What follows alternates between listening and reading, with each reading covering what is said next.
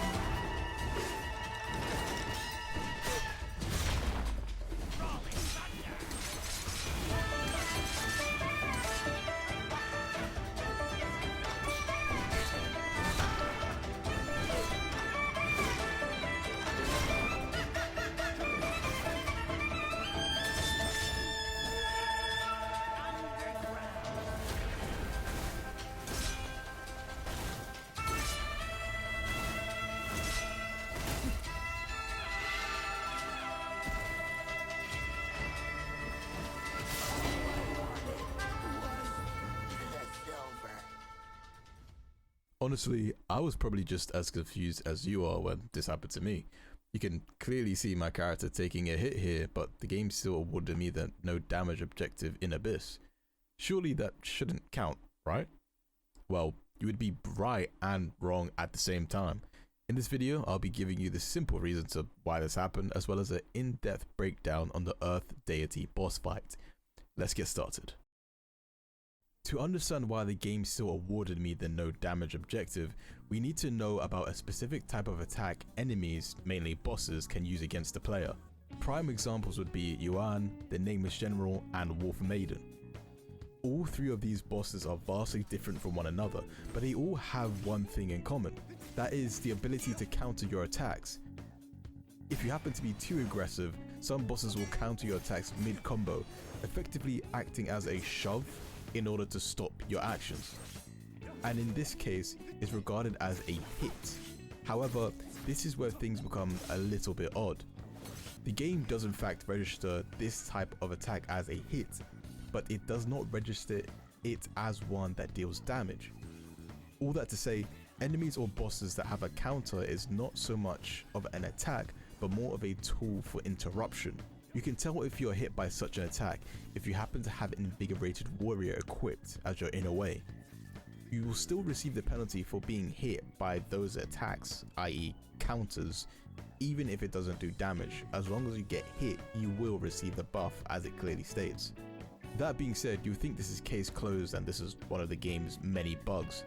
But if we look at the requirements for the title, it states no damage taken. The requirements are specifically not to take damage. They don't say you're not allowed to get hit, which is why I was still able to receive the no damage taken objective. With that cleared up, let's move on to the guide. Earth Deity will be one of the easier bosses to achieve a no damage run, as he has a very small moveset and less HP than most other bosses. So if you're wondering where to start your no hit journey, I would advise for you to start off with this one. The boss always starts the fight with a red digging attack. The boss will dig underground and then pop up to ambush you. This attack can and should be deflected for free damage. Failing to do so will result in a one-shot.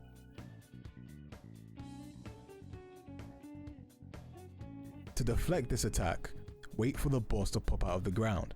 As soon as he begins to fall down, press deflect. The boss will hit you 3 times, twice in quick succession and slower for the third hit. To deflect this combo, look for when the boss quickly turns to his right. He will wait a short moment. As soon as he moves, quickly press deflect twice. For the last hit, he will lean back and slash forward with both claws. As soon as his left foot touches the ground, press deflect. The boss will jump into the air, spin 3 times and quickly dive on top of you. It's not recommended to be right next to the boss during this attack, as after he does his first loop, it then becomes an active hitbox. That being said, there are two ways to deflect this attack. The first, less consistent method is if you are next to him during this move. As soon as he jumps, press deflect after his first spin, as the hitbox comes out very fast.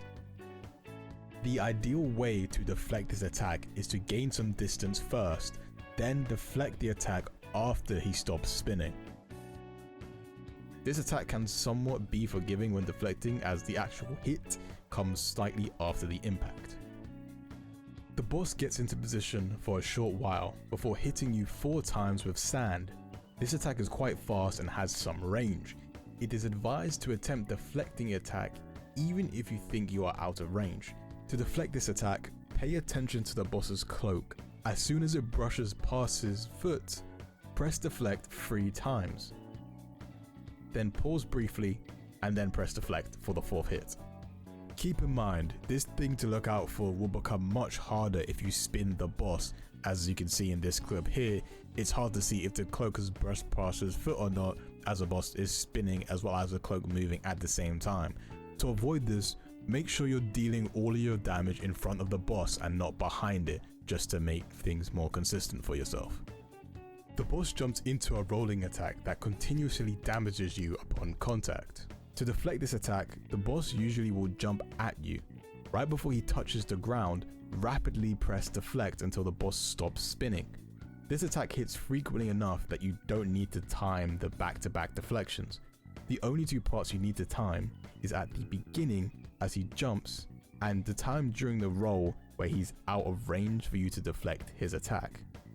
But for the most part, you can get away with spamming deflect here. The boss will dig into the ground. Shortly after, he'll burst out and dive at you with a drill attack 3 times. To deflect this attack, the moment the boss begins to fall, press deflect. This is a golden attack that must be interrupted by using the mystic skill Cloud Step. Failure to do so will result in the boss summoning a large sandstorm in the center of the arena.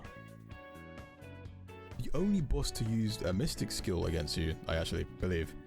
The boss will leap into the air and slam on you 4 times. To deflect this attack, press deflect right before the boss hits the ground. The first hit of this move always comes out much faster compared to the rest, as it's only a short hop. And that's everything you need to know about the Earth Deity boss fight. I hope this video helped, as I could have used something like this when I was first playing Where Winds Meet. If it did help, consider leaving a like and subscribing. And if you're still looking for more Where Winds Meet content, you can check out this video right here.